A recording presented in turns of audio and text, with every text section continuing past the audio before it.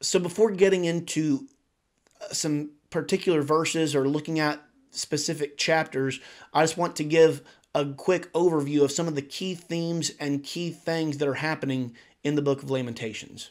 So, the book of Lamentations is a book written by what most people believe to be the prophet Jeremiah. This follows in our Bible the book of Jeremiah, and it's thought of as being kind of an epilogue or a sequel to the book of Jeremiah. So, in this book, we see the heart cry of the prophet Jeremiah following a catastrophic event, which was the destruction of the temple in 586 BC. So before getting too far into discussion about the book, let's just discuss the word lament real fast. And it's worth pointing out that lament, the word means a cry of agony or mourning, which is usually found in poetic form. Now, the word lamentation, where we get our title from, the book of Lamentations, it comes from, originally, the book's title was called How. The Hebrew word was ekah, and this is where we get the word how from, because the first word in chapter 1 and chapter 2 and chapter 4 all began with that same word, how. The Greek Old Testament of the Hebrew Scriptures, known as the Septuagint, gave the title Threni or Threnai, which means Lamentations. Now, from that, the Latin translation of the Bible gave the title as Lamenta, which again means Lamentations. So we base our title of Lamentations based off of the Greek Old Testament title as well as the Latin version title of this. And this title certainly makes sense because this is following the destruction of the temple, which was kind of all life revolved around the temple for the Israelites at this point in time.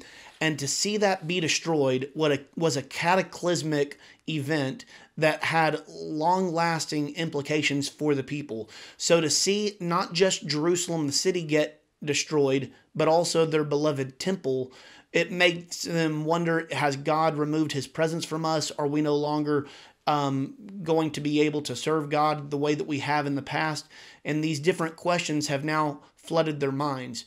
So with the destruction of the temple, following that, Jeremiah wrote this book.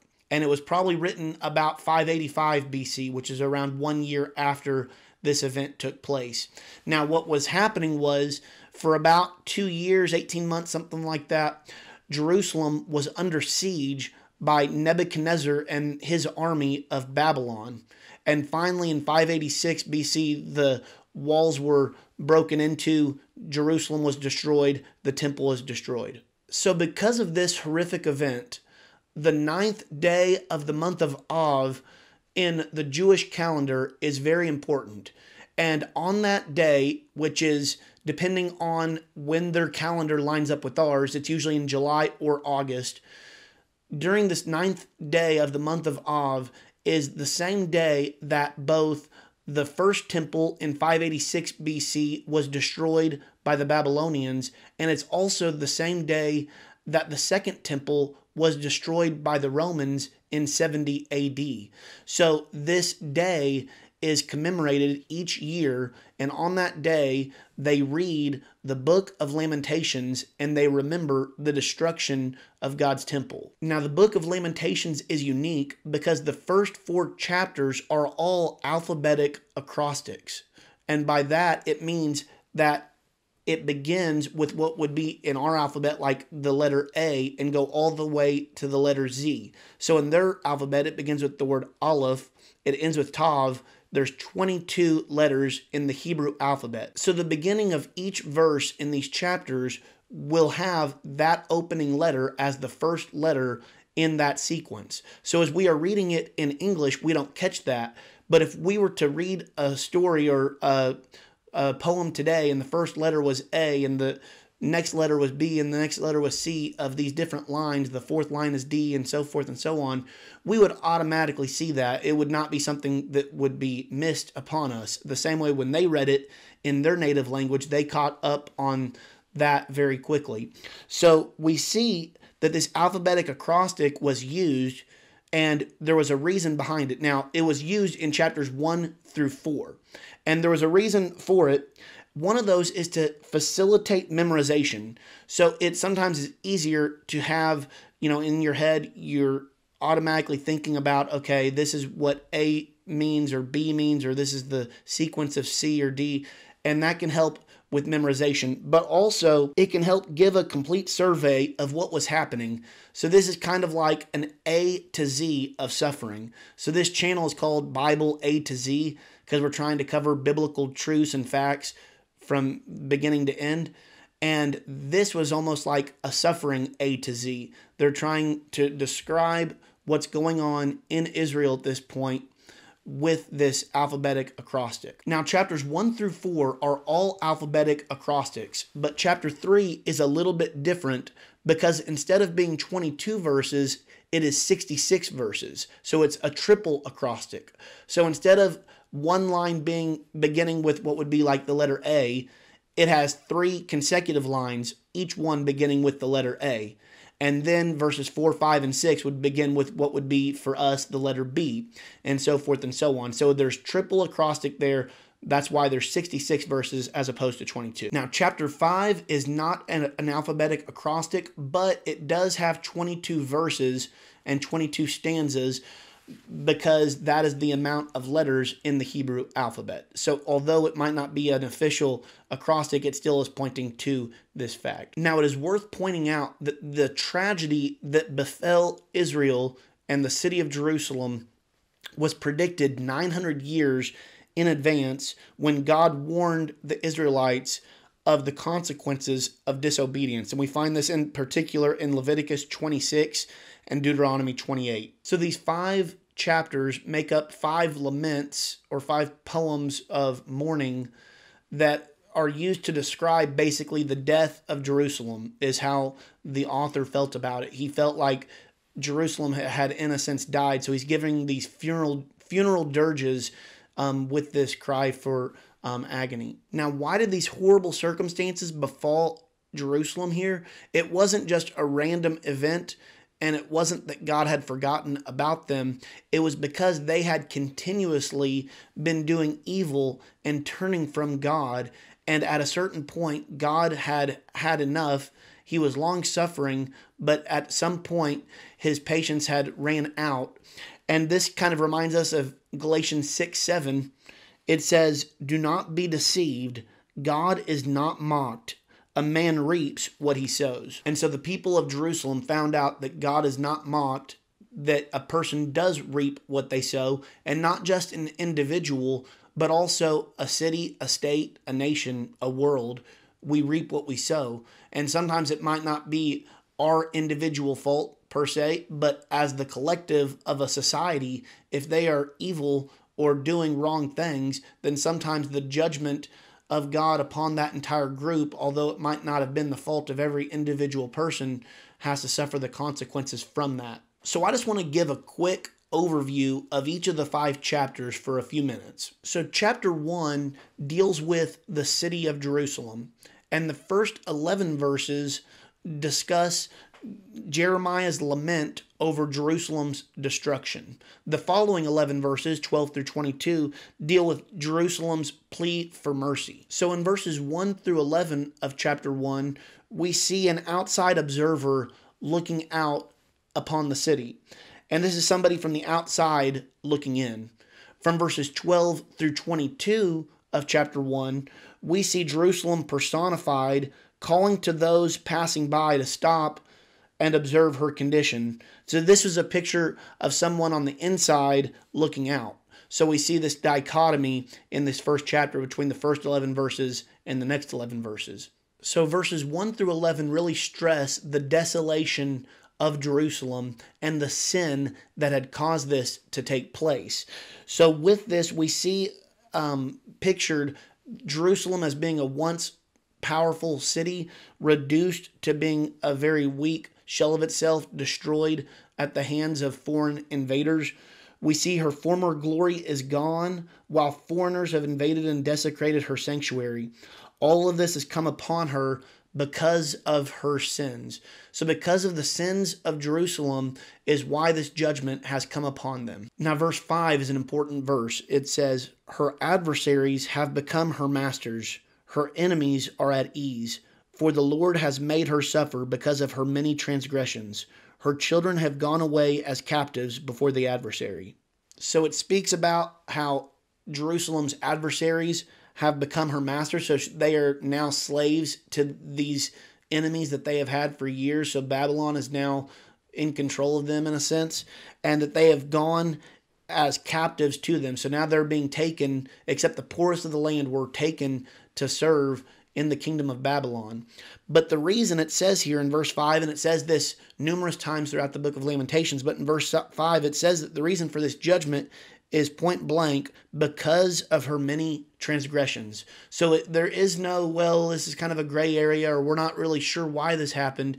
It's because of their sin that caused this to happen. And this should be a very important thing for us to remember, is that our sin does have consequences, whether we realize them or not, or whether they occur immediately or not. Sin always has a consequence. You know, sin always promises freedom, but it inevitably leads to bondage. Whether you become a slave of the thing that you're trying to pursue, or the drug or the alcohol or whatever it might be, or you're becoming just a slave to your sinful passions or giving into whatever that is, sin always takes more than we anticipate. And with this, we're seeing that it promised them freedom. You know, it always seems like this can be daring and fun, but it inevitably leads to bondage. And in the sense of Israel here, it led to literal bondage, not just in a spiritual or figurative sense, although that can be true, but in a literally they became slaves as a result of what they thought would bring them joy and freedom. So overall, chapter 2 is about the wrath of God. We see this throughout this chapter. It deals with God's anger and wrath against Jerusalem and against sin. And in the final few verses, we see Jeremiah's grief and appeal to God for mercy and forgiveness. Now we see a striking example of some of the suffering that took place within the walls of Jerusalem in chapter 2, verses 20 through 22. It says, Lord, look and consider to whom you have done this. Should women eat their own children, the infants they have nurtured? Should priests and prophets be killed in the Lord's sanctuary? Both young and old are lying on the ground in the streets. My young women and young men have fallen by the sword. You have killed them in the day of your anger, slaughtering without compassion. You summon those who terrorize me on every side, as if for an appointed festival day. On the day of the Lord's anger, no one escaped or survived. My enemy has destroyed those I nurtured and reared. So we see God's judgment upon Jerusalem, whether old or young, rich or poor, whatever the case may be, man or woman, these people were all being, dealt with, and they were dying, whether by sword in battle or by lack of food and starvation, whether inside the city or outside the city. God's judgment had come upon them, and this was a gruesome time. We see it was so bad that it talks about mothers eating their own children. They were starving that excessively. So this wasn't just no food for a few days here or there. They're all starving to death, and they have to make these horrible decisions about a child who's died, what to do with it. And for many of the parents, they resorted to this type of thing. And one thing to keep in mind is that once again, this happened as a result of their sin. So chapter 3 focuses on the compassions of God and the desire for God's mercy to them throughout this destruction. So this is probably the most positive or uplifting chapter throughout these 5 chapters. We see Jeremiah appealing to God and God's goodness during this chapter, which is key. Now, once again, chapter 3 is a triple acrostic with each phrase having 3 consecutive stanzas beginning with a specific letter in the Hebrew alphabet, going from their first letter of Aleph to their last of Tav.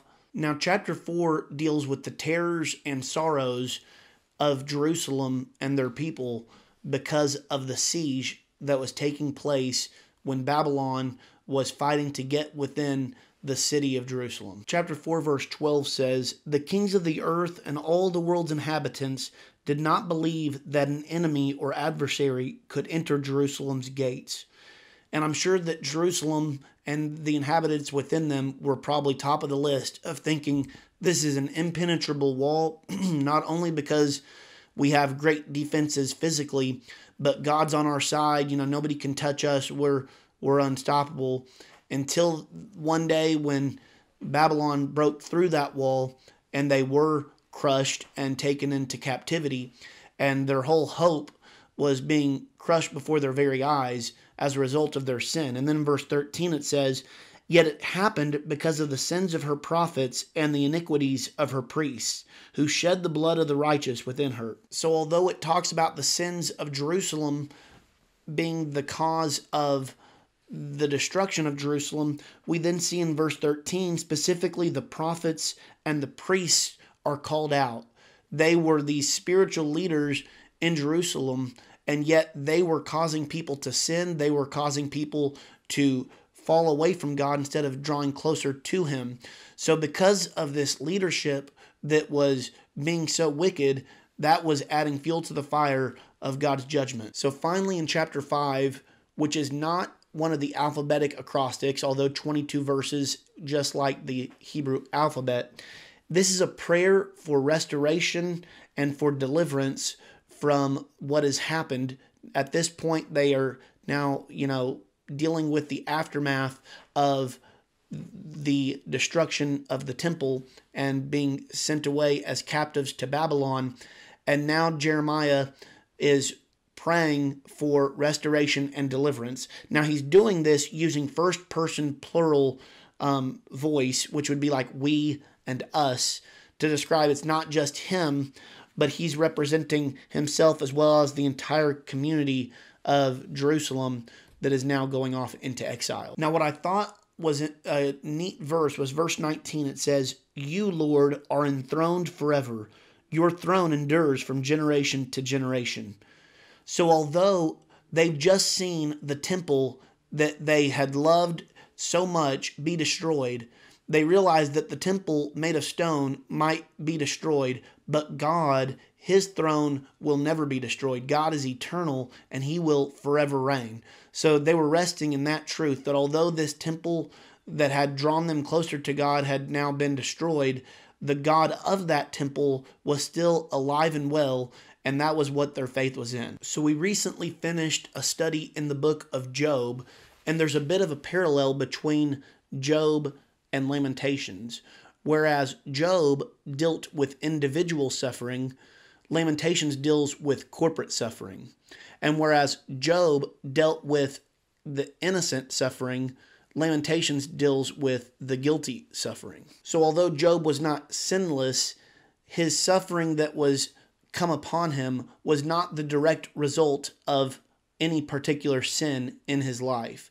Whereas Jerusalem, their judgment that we see in the book of Lamentations was a direct result of their disobedience toward God. The fact is we should not just automatically assume when something bad happens in our life that it is because of sin in our life, because oftentimes that is not the case. We see that, like I just mentioned, with Job, that there is times where God might send a difficult thing our way, not as any result of sin in our life, but to grow us, to draw us closer to Him, etc. But we should also not just say that there is no way that this judgment or this difficult time is not because of a direct result of our disobedience and rebellion to God, because that is definitely the case in the Bible and in our life. We know that we see all the time when somebody is far from God and living their own way, God's judgment, whether immediately or later, is going to fall on that person and on me as well. Whenever I'm out of fellowship with God and something happens, that could just be God using that as a punishment to draw me to Him. But either way, it is meant always for our good. Whenever God sends a punishment or something to us, it is because He's wanting us to use it as a way of being drawn closer to Him, to be humbled and to rely more on Him each day. And we see God's full display of wrath against sin, not at the destruction of Jerusalem, but in the death of His Son, Jesus Christ, on the cross. Now, He endured that for us. The Bible says in John 3:16, "For God so loved the world that He gave His one and only Son, that whoever believes in Him should not perish, but have everlasting life." The Bible tells us while we were still sinners, Christ died for us. So the full display of God's judgment was ultimately not on Jerusalem, and it was not on the destruction of the temple. We see the full display of God's judgment upon His own Son, because He wants us to have a relationship with Him. And that shows us how serious God takes sin, that it took His own Son to die to give us reconciliation with God. So Lamentations is the cry of the prophet Jeremiah over the city that he loves and the temple that he loves that had been destroyed as a result of the sin of the people. And so for in our life, what we need to do as well is to examine what areas in our life are we needing to repent of, to turn from, and to turn to God and ask for forgiveness and restoration. And thankfully, by God's grace, He will be willing and able to give us that mercy that we so long and desire for. I'm thankful for God's mercy, and I hope you are as well. Until next time, see you then.